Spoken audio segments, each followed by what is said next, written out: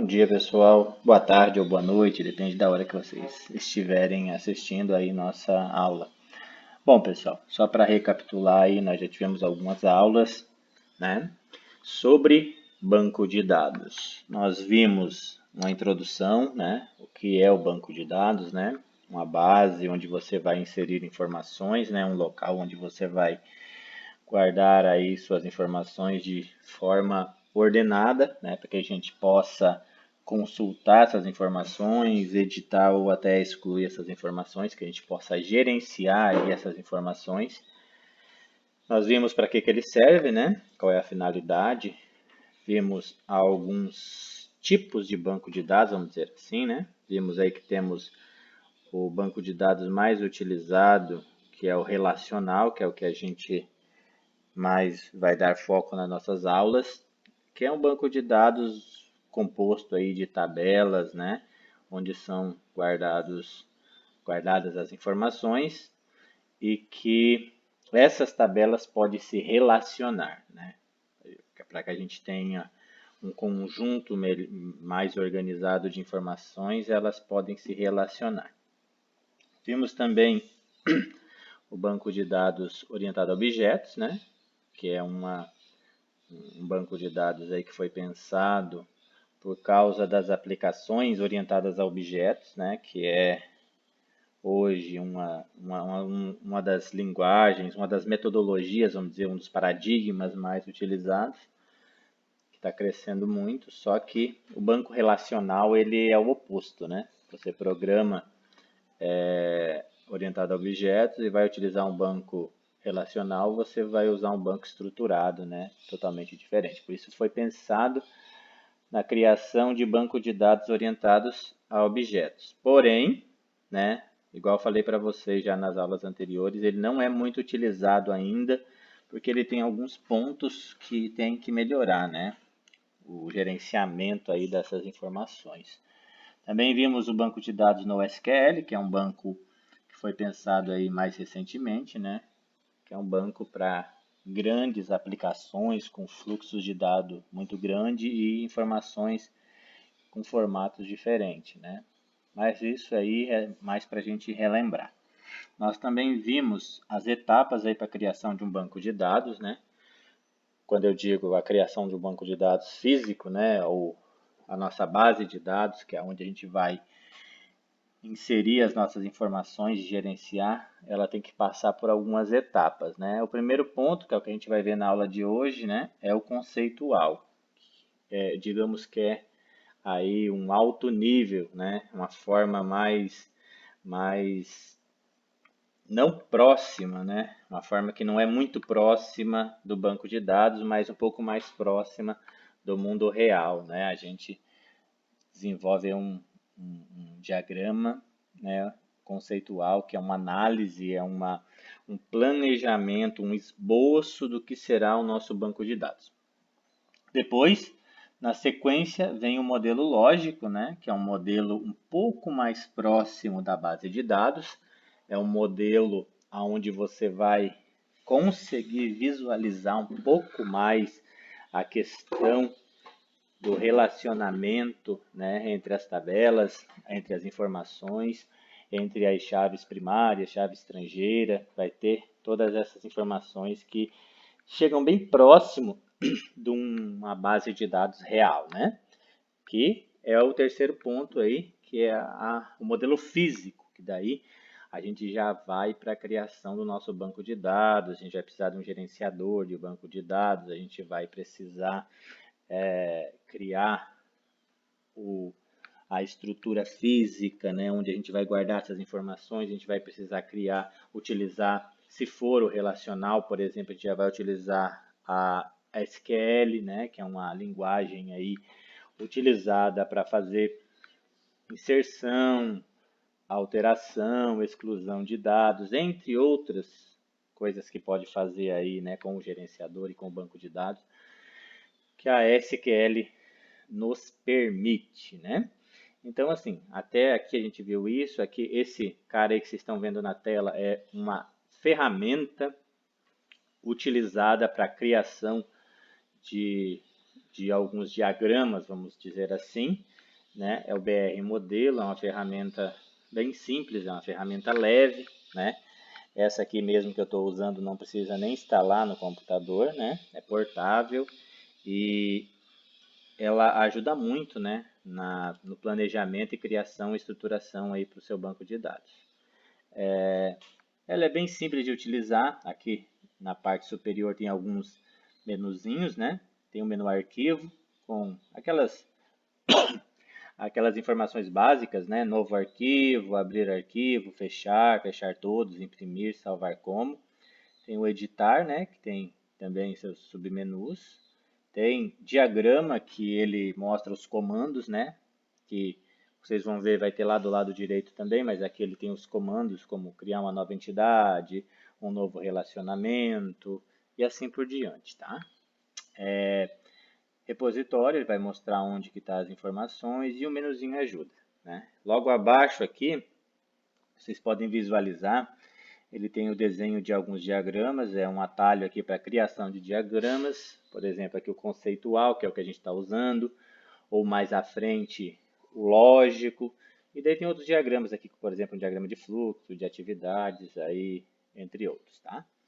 Aqui nós temos uma paletinha onde a gente pode fazer algumas alterações, depois vocês vão ver ali no diagrama, né? Que é o Inspector. Tem também a navegação, que vai mostrar as entidades que a gente está colocando, e a de configuração. Aqui no meio vocês podem observar essa área branca, vai ser onde a gente vai ter o espaço para edição do nosso diagrama. E do lado direito, como eu falei, tem um menu de atalho aqui onde tem tem os comandos, como eu mostrei aqui no menuzinho em cima, ele já tem um atalho aqui do lado que você pode utilizar para criação do seu diagrama, tá? Então vamos lá. Vamos criar uma entidade aqui só para a gente ter uma ideia de como funciona, tá? Vou clicar aqui, ó, entidade, né? Criar nova entidade.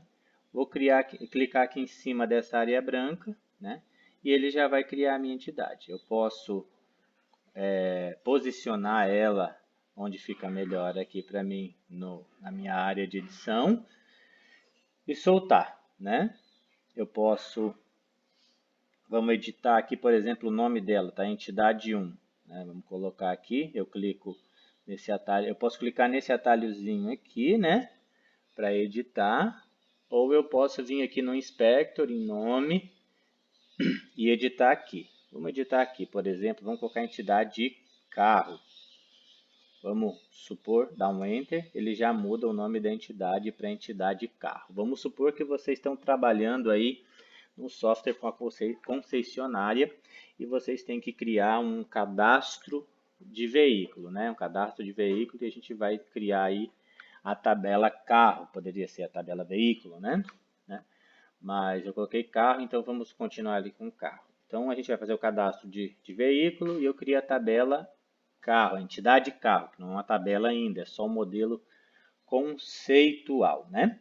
Beleza, então assim, na entidade carro, o que um carro tem? Então a gente vai colocar alguns atributos a essa entidade, ok? A gente vai adicionar informações pertinentes a essa entidade para que a gente possa saber as características, né, da nossa entidade. Então vou pegar aqui, ó, esse carinha aqui, ó, é o nosso atributo, criar novo atributo. Então vou clicar nele e vou clicar na minha entidade. Vou puxar um pouco mais aqui para vocês poderem observar. Ó, você pode puxar, arrastar. Atributo 1. Ok, eu posso adicionar quantos atributos eu quiser. Ó. Atributo 2, né? E assim por diante. Quantos atributos eu achar necessário para essa minha entidade. Então, assim, o que são atributos? São características, né, que podem ser alteradas na minha tabela. São informações que eu vou colocar na minha tabela futuramente, né, que eu posso ou não alterar. São características desse meu veículo, desse meu carro. Então, assim, vamos pegar esse atributo 1, né? Esse atributo 1, e vamos pegar o 2 aqui, vamos editar ele. Nome, atributo, eu posso alterar ele aqui no Inspector, né? Clico aqui e vamos colocar atributo cor, né? É a cor do meu veículo. Atributo 1, a gente vai alterar ele como o nome código. Código. Vamos dizer que é um... Opa!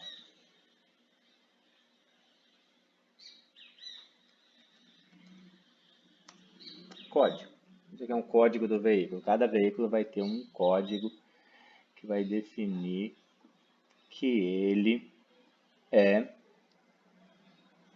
específico. Tá. Aqui no nosso Inspector a gente tem o campo identificador. Então a gente vai selecionar ele. Vocês podem observar que mudou a corzinha. O que isso quer dizer? Quer dizer que ele é o identificador. Você não pode mudar. Esse número é o que identifica esse veículo. Então, assim, cada veículo vai ter um atributo, código, que vai identificar. Por exemplo, se fosse uma pessoa, qual que seria o atributo identificador dela? O CPF, né? O CPF é o atributo identificador de uma pessoa. Vamos colocar outro atributo aqui. Vou colocar outro atributo, né? Outro atributo e vou colocar o nome dele de marca. A marca do nosso veículo, certo? Vamos colocar mais um atributo. Olha lá, atributo. Vamos mudar o nome dele aqui. Clico nele para selecionar. Vou lá e vou mudar o nome dele. Nós temos cor, marca. Vamos colocar ano, né? Todo carro tem um ano. Beleza. Aí, ó. Código, cor, marca e ano. Eu vou criar outra entidade aqui. Vamos criar mais uma entidade. Essa aqui é uma entidade carro. Nós colocamos atributo código, cor, marca e ano. Beleza? Então tá, vamos criar outra aqui. Chamada... Vamos mudar o nome dela. Vou lá na minha abinha Inspector e vou mudar entidade 1 para pessoa. Ok, então essa aqui é a entidade pessoa, tá? A entidade pessoa nós vamos adicionar um atributo. Adicionei um atributo.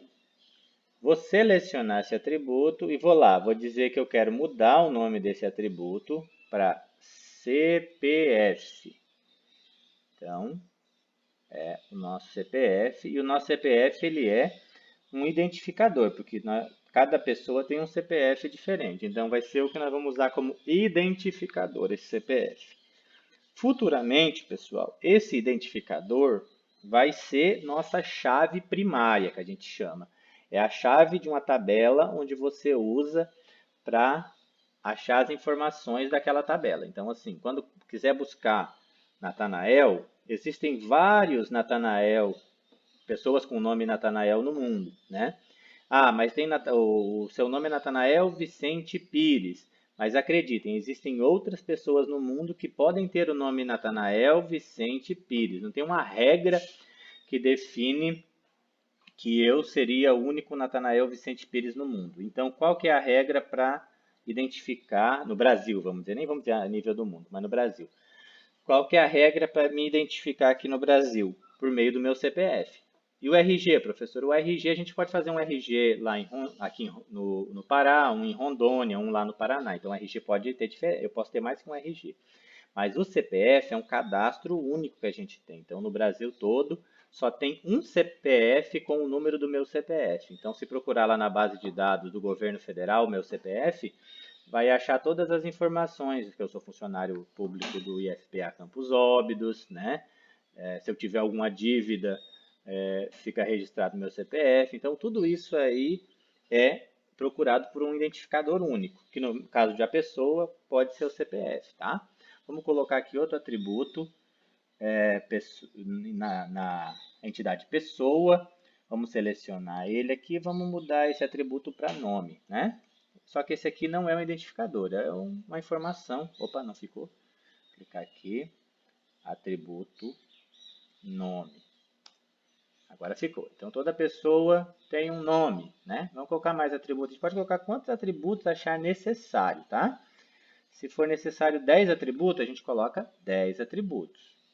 Vou colocar aqui atributo, vamos trocar o nome aqui, ó, inspector, né, lá, nome, vamos trocar para toda pessoa, nesse caso vai ter nome, vai ter idade, né, idade. Professor, como que eu consigo localizar esses atributos? Depende do software que você vai desenvolver, né? Se você vai desenvolver um software para um hospital, né? E vai ter a entidade pessoa. O que é interessante para o hospital? O CPF tem que ter, né, como identificador, o nome. Daí você vai ter informações como idade, peso, se tem alergia, qual remédio que a pessoa toma, né? Porque é interessante isso aí para o médico saber. Se você vai fazer uma entidade para uma loja de roupa, né? O que vai ser interessante? Colocar se tem restrição no SPC, né? Endereço, telefone. Não precisa a altura e o peso da pessoa, se ela tem alergia, se ela toma algum medicamento, não vai precisar. Então vai depender muito do software que você vai desenvolver, ok? Então, a aula de hoje é essa, a ideia era a gente conhecer a ferramenta, conhecer uma entidade, conhecer como que eu vou colocar nessa entidade os meus atributos, né? E na próxima aula a gente vai começar a aprender um pouquinho relacionamento e cardinalidade, ok? Fiquem com Deus e sobrevivam. Até a próxima aula.